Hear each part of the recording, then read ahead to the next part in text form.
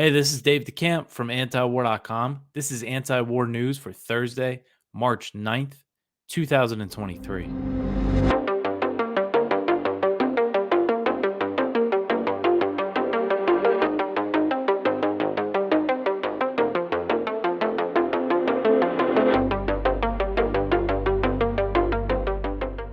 All right, the first story at the top of antiwar.com today. The House voted down Matt Gaetz's resolution to withdraw all U.S. troops from Syria. So this was on Wednesday night that they held a vote on this resolution that was introduced by Representative Matt Gaetz, and it would have ordered President Biden to withdraw all U.S. troops from Syria within 180 days. So the resolution failed in a vote of 103 to 321, with 56 Democrats and 47 Republicans voting in favor of the bill. So it's interesting. More Democrats were in favor of it than Republicans. And it's something to see kind of a similar number in the parties of people that supported it. So, of course, the resolution failed pretty badly. But this is kind of the start of what I think is kind of a new coalition in Congress to work on these things, these war powers resolutions together. Because if you look at the roll call vote, you had Gates vote for it, Marjorie Taylor Greene, Thomas Massey, Andy Biggs, those types of Republicans. And then he had a lot of progressive Democrats vote for it, including, AOC, Ilhan Omar, Rashida Tlaib, Ro Khanna. So the fact that they voted for it, and they didn't really have much to do with the bill, but it looks like in the future, their people might work on this together, and maybe they could get more support for it, if there's more time for it. So again, it's a failure. It's not a surprise that, all these warmongers in Congress voted to keep the occupation of Syria going. But again, I think it's cool to see this sort of coalition emerging, and hopefully it continues. And I know Gates's people have plans. They say, they want to keep doing things like this. And so we'll see how this all plays out. But Gates released a statement after the vote that said, quote, "There is no role for the United States of America in Syria. We are not a Middle Eastern power. We have tried to build a democracy out of sand, blood, and Arab militias. Time and time again, the work we do does not reduce chaos. Oftentimes, it causes chaos, the very chaos that then subsequently leads to terrorism. While today's vote may have failed, my fight to end forever wars and bring our troops home has only just begun," end quote. So again, that 103 to 321. So when I recorded yesterday, when I did yesterday's show about the Congressional Progressive Caucus supporting it, I was actually pretty optimistic about this. I still never really thought it would pass, but I thought it would have a stronger showing than this. So there's 100 Congressional Progressive Caucus members in the House, and 56 Democrats voted in favor. I think they're mostly in that caucus. I'm not sure. I didn't go through each one. But before the vote, I was actually way more pessimistic because of the debate that they had and just things I was hearing about how people, the representatives were thinking about it. So then when I saw that it broke 100, I was like, well, at least they broke 100. But again, this is me kind of putting a positive spin on it. And I hope, if you called your representative, you don't feel like you wasted your time because, again, I think we should still always support these efforts in Congress when people introduce things like war powers resolutions, and making the call is very quick and easy.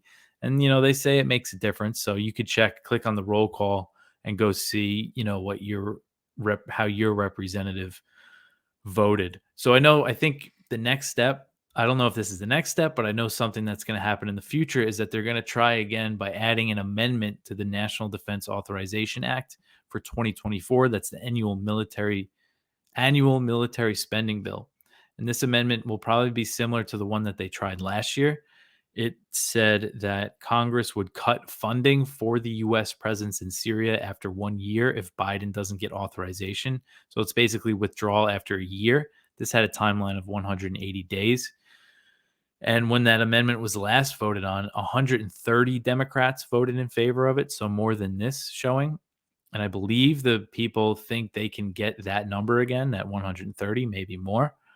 And then it only had 25 Republicans. So here we have 47 Republicans voting on this. So if they can sustain that Republican support and get more Democrat support, maybe something could happen here with that amendment. We'll see.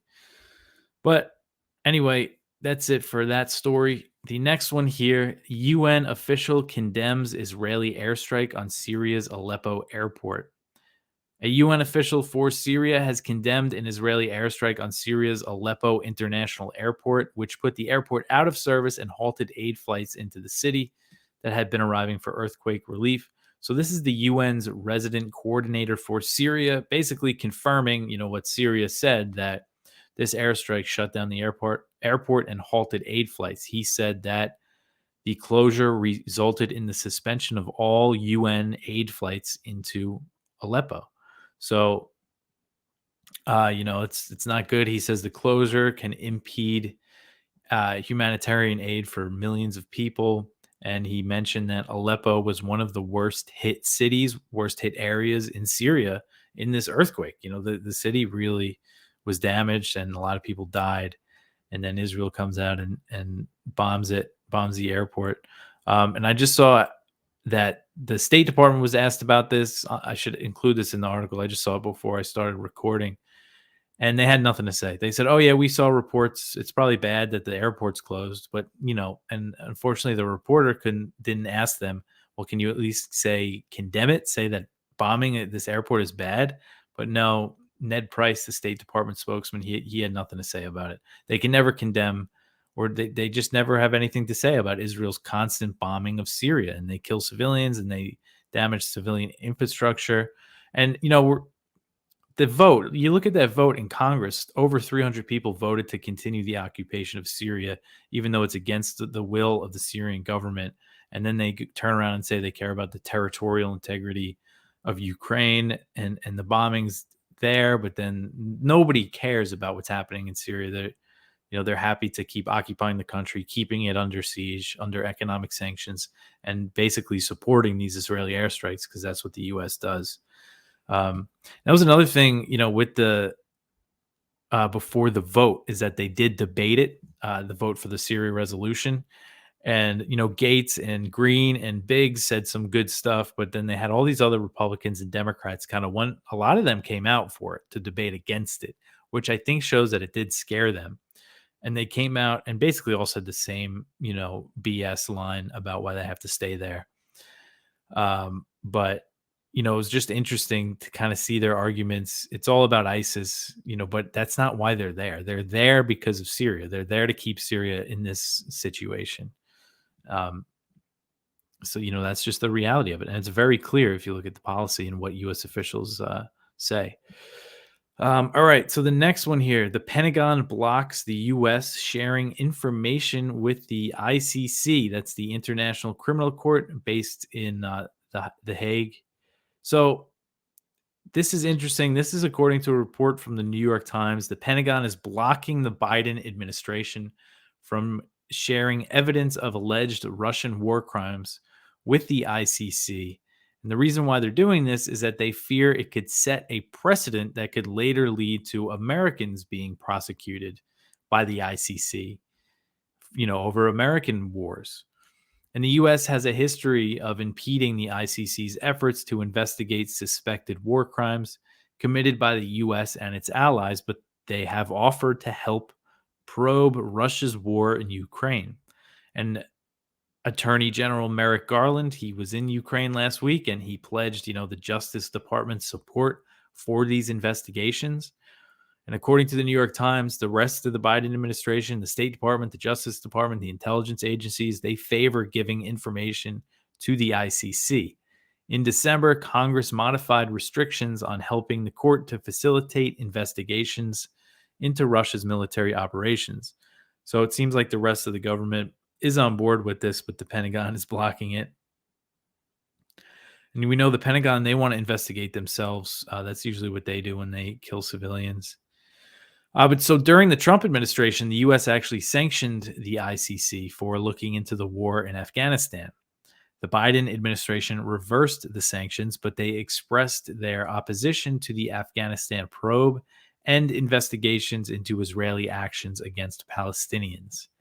So Blinken, this was in April 2022, and it was when April 2021. And it was when the Biden administration reversed the sanctions on the ICC.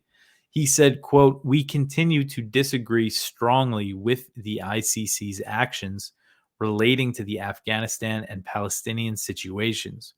We believe, however, that our concerns about these cases would be better addressed through engagement with all stakeholders in the ICC process rather than through the imposition of sanctions," end quote. But it looked like the US pressure on the ICC actually worked, because later that year they announced that they were resuming their Afghanistan probe. But they said they would focus on alleged atrocities committed by the Taliban and ISIS-K and not the US. So it looks like they, pressured the court into not looking into the US. And then here you have them pushing this court to look into Russia, what Russia's doing in Ukraine. Okay, so the next one here, NATO chief says Bakhmut may fall to Russia in the coming days. So this is NATO Secretary Jens Stoltenberg. He said on Wednesday that the eastern Ukrainian city of Bakhmut might fall to Russian forces in the coming days, as the Russian mercenary outfit Wagner Group claimed more gains in the battle. So this is Stoltenberg said that they can't rule out that it's going to fall in the coming days, and he said that it would not necessarily reflect a turning point of the war. Western officials are downplaying the idea that a Ukrainian defeat in the city would be a major setback. So Yevgeny Prigozhin, he's the head of the Wagner Group. He said that the mercenaries had taken control of the entire eastern district of Bakhmut, which is separated from the western area by a small river. So I know that a few days ago they said that they entered this area, and now they're saying that they took control of it. I haven't seen if Ukraine denied that they have control of it or not. I'm not really sure exactly what their official position is on this, but it looks like the Russian forces are continuing to make gains, around this city where they've been just battling for so long, and so many people, are dying every day in this horrific battle. And Russian Defense Minister Sergei Shoigu, he said Tuesday that if Russian forces take Bakhmut, they can push further into Ukrainian-controlled territories of the region. He said, quote, "The city is an important hub for defending Ukrainian troops in the Donbass. Taking it under control will allow further offensive actions to be conducted deep into Ukraine's defensive lines," end quote. So Ukrainian officials have hinted in recent weeks at a possible withdrawal from Bakhmut, but Zelensky said on Monday that his generals want to keep fighting for the city. And he reaffirmed this in an interview with CNN that aired on Wednesday. He said they're going to keep defending Bakhmut. And this comes after that Kiev Independent report. They spoke with Ukrainian soldiers who were fighting on the front in Bakhmut, and they spoke of unprepared, poorly trained battalions being thrown into the frontline meat grinder to survive as best they could with little support from armored vehicles, mortars, artillery, drones, and tactical information. So it sounds like it's a real slaughter. And Ukraine is claiming that they're killing a lot of Russians too. I'm not sure how it is for the Russians. What I do know, I think it's very clear that Ukraine's taking heavy losses. Again, both sides are keeping such tight lid on the casualty numbers. It's tough to really know, exactly what's going on. All right, the next one here. This is from Kyle Anzalone over at the Libertarian Institute. American guided bombs are operational in Ukraine. So the Department of Defense confirmed that advanced bombs are operational in Ukraine. They are known as the Joint Direct Attack Munition Extend Range. That's what they're called. They can hit targets 50 miles away. The Pentagon's confirmation comes after Biden ordered the Pentagon to transfer precision aerial munitions. So these are bombs. They're designed to be fired by aircraft. The head of the U.S. Air Forces in Europe, he told reporters that this bomb was operational. He just said that they sent them in. And JDAMs, as they're abbreviated, they are primarily used to increase the accuracy of bombs. So they are kits that they put on bombs to make them more accurate, and they can be equipped onto 2,000 or 500-pound bombs and will deliver the munition up to 45 miles. they're compatible with some Western made fighter jets and drones. So I'm not sure. We don't really know if they can be used uh, from Ukraine's MiG fighter jets, or if they can be, I'm not sure if they can be altered to be used on artillery, so I'm not exactly sure what they're using them for. And as far as we know, they haven't gotten any Western aircraft, because that would involve a lot of training. Um, so again, not exactly sure what they're using them for, but the US is saying that they're operational in Ukraine. All right, the next one here. China concerned over Taiwan president's plans to visit the US. So the Chinese Foreign Ministry on Wednesday said that it was gravely concerned over reports that Taiwanese President Tsai Ing-wen plans to visit the US and meet with House Speaker Kevin McCarthy in California. So this is the Foreign Ministry spokeswoman, Mao Ning. She said, quote, "We are gravely concerned over this and have made serious demarches to the U.S. side demanding clarification," end quote. She added that Beijing, quote, "firmly opposes any form of official interaction between the U.S. and the Taiwan region, firmly opposes any visit by Taiwan independent separatist leaders to the U.S. in any name under whatever pretext, and firmly opposes the U.S. having any form of contact with Taiwan independence separatist elements," end quote. So that's what they call, Tsai is, I guess, is a separatist leader. And she's planning to visit the US in April, according to the Financial Times. And Taiwanese officials have convinced McCarthy to meet her there instead of traveling to Taiwan over fears of provoking a major Chinese response. When then, as I am always talking about, when Pelosi went there last August, China responded by launching its largest ever military exercises around the island. So now Tsai Ing-wen, as she's been president since I think 2016, she's visited the US a few times. And the way that they do this is they make it like a stopover. There's some countries in Central America that recognize Taiwan, so she'll be going there, but she'll stop in the US and say, "Hey, how you doing?" And might stop in a few cities. And I think that they're going to do the same thing with this visit. But still, she's planning to meet the House Speaker, who is like the third highest level official in the U.S. government. And analysts told the South China Morning Post that it's possible China could still respond pretty severely whether Tsai meets McCarthy in Taipei or in the U.S. And I quote their analysts because they're usually based in China and they have a pretty good understanding of how the Chinese government thinks. And this is Li Fei, who is a researcher at Xiamen University for their Taiwan Research Institute. He said, quote, "I don't think Beijing would see much difference between the two arrangements, and it is almost certainly going to take forceful measures to retaliate if Tsai's trip goes ahead," end quote. So back in 1995, the Taiwanese president at the time, who I'm blanking on his name, he was issued a visa to go to the U.S. to go speak at Cornell. That was he went to college there, and he was invited to speak. Bill Clinton issued the visa, and it sparked what they know as the Third Taiwan Strait crisis. China launched a lot of drills in the Taiwan Strait. So it's a very sensitive thing, obviously, but in more recent years, I think it's become more kind of normalized for Taiwanese officials to go there. But I think with the current situation, with tensions getting so high between the U.S. and China over Taiwan, that they might make a more serious response over this visit than they have, in recent years. So we'll see how it plays out. All right. I just left up the one from yesterday that China is warning of conflict and confrontation if the U.S. does not change course on its policies, because I think it's pretty important. But the next one, Senator Lindsey Graham wants military intervention in Mexico. And this is not just Graham who has been saying this. It seems to be a growing number of Republicans that are talking about this. So Graham said on Monday that he was prepared to introduce legislation to set the stage for U.S. military intervention in Mexico. Graham's comments came after 4 Americans were kidnapped in the Mexican border city of Matamoros, and that is an area said to be dominated by cartels, and 2 of those Americans were found dead. He was asked, he was in an interview with Fox News with Jesse Waters. He was asked, how would you deal with these cartels or with these kidnappings? And he said he would get tough. Graham said, quote, I would put Mexico on notice. If you continue to give safe haven to drug dealers, then you are an enemy of the United States, end quote.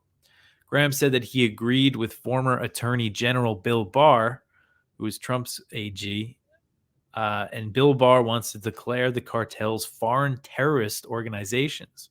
And Barr wrote an op-ed for the Wall Street Journal last week. And in that op-ed, he said the U.S. should take military action against cartels in Mexico. And Barr expressed support for a joint resolution proposed by Representatives Dan Crenshaw, who's a Republican from Texas, and Michael Waltz, a Republican from Florida.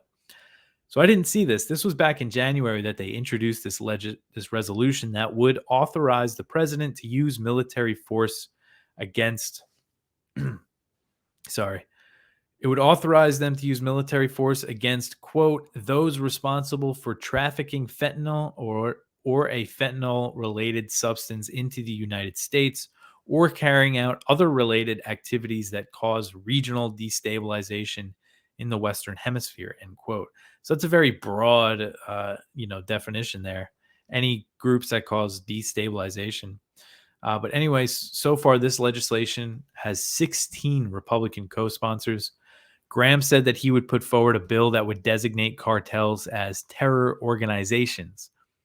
Graham said, quote, I'm going to introduce legislation to make certain Mexican drug cartels foreign terrorist organizations under U.S. law and set the stage to use military force, if necessary, to protect America from being poisoned by things coming out of Mexico, end quote. And other Republicans have favored military intervention in Mexico, which really is just would be a dramatic escalation of America's decades-old and very failed war on drugs, including Marjorie Taylor Greene, who has been good on Ukraine and Syria, but unfortunately, it sounds like she wants to go to war in Mexico. And I think it seems like we're starting to see this talking point coming from a lot of Republicans. Not just the ultra hawks like Graham. So Greene said, quote, we should strategically strike and take out the Mexican cartels, not the Mexican government or their people, but the Mexican cartels, which control them all, end quote. So she wrote that on Twitter. Mexico's president, Lopez Obrador, on Tuesday, he warned the U.S. against military intervention in his country. He said his government was working and cooperating with U.S. authorities against cartels, but would not allow foreign countries to intervene. I don't think anything like this is imminent, but it's growing. It's just you're starting to see a lot more people talk about this in the Republicans in Congress and also kind of like the media, Fox News types. All right, the last one here. This is an interesting story. Secretary of Defense Lloyd Austin was in Israel, but he cut his trip short due to security concerns over protests against the Netanyahu government. So Lloyd Austin had to curtail his trip to Israel because of the mass protests planned against the government's controversial judicial overhaul. Israeli officials are concerned they will not be able to secure Austin's route from the airport to Israel's defense ministry as protesters plan a national day of resistance on Thursday. Austin, who is slated to arrive in Israel today, and today is Wednesday, will arrive on Thursday morning instead, according to a schedule provided by the Israeli government. This article is from Middle East Eye, by the way. So Austin will not travel to Israel's defense ministry in Tel Aviv, but he will meet his Israeli counterpart at the Israel Aerospace Industries headquarters next to the Ben Gurion Airport. He is also expected to meet with Netanyahu near the airport. And the switch is notable because senior U.S. officials are generally able to navigate tense environments. General Mark Milley, chairman of the Joint Chiefs of Staff, they're just saying that he went to Syria. So Milley was willing to travel to Syria while Austin doesn't want to go to Tel Aviv. These protests have been pretty huge. I've heard 200,000 in the other day. So this could be even more than that. That is a lot of people. But I've never heard of that happening in Israel. But anyway, that is it for the news for today. Go check out our Viewpoints one from Kelly Vlahos over at Responsible Statecraft. On the New York Times, Nord Stream theory, German officials raised the specter of false flag. I believe that's the German defense minister that said that somebody is trying to blame it on Ukraine. I don't know. There's actually more about Nord Stream that I didn't get to today because it's just kind of, I really have to read it carefully. There was a report in the Times of London, kind of similar to what was in the New York Times. There was one in the Washington Post, one in the Telegraph. Seems kind of like a coordinated thing. There's one in German media putting this narrative out there that it was a pro-Ukraine group. It was saboteurs, even though when the strike, when it first happened, their initial assessment was that it was most likely, state actors. But I'll probably write something on that tomorrow. I just didn't. I was following the Syria thing so much. We have one from Ted Snyder. Why is the U.S. so unhappy that China offered a peace proposal? Just about, the U.S. response to China's peace plan for Ukraine. One from Medea Benjamin. I think Marcy Wainograde, is that her name? Yes. And Melissa Garriga. Women don't let women drive war. Feminists say fire Victoria Nuland. I like the sound of that. And then one from James W. Carden, Ukraine's Endgame. That is over at the American Conservative. And then our spotlight is from Seymour Hersh, My 50 Years with Dan Ellsberg. And it's a really cool article that he published on his Substack about Ellsberg. I've actually been listening to Ellsberg's memoirs, the audiobook version. I never read it before. I read his book Doomsday Machine, but I never read his memoir. And it's really interesting. The just listening to the memoirs, he reads a good amount of it, but just hearing his account of working for the Pentagon and slowly, it seems like the whole time he knew that the U.S. was doomed in Vietnam, but he thought he could change things from the inside, and kind of just how, him realizing that the secrecy was what was able to let them keep getting away with everything. And listening to how he came to that conclusion. It's really interesting and really keeps my full attention, which a lot of times I zone out when I listen to audiobooks. It's called Secrets, I think, his memoirs. But anyway, that is everything for today. You could always support us if you go to antiwar.com/donate, like and subscribe on YouTube, and share the show around.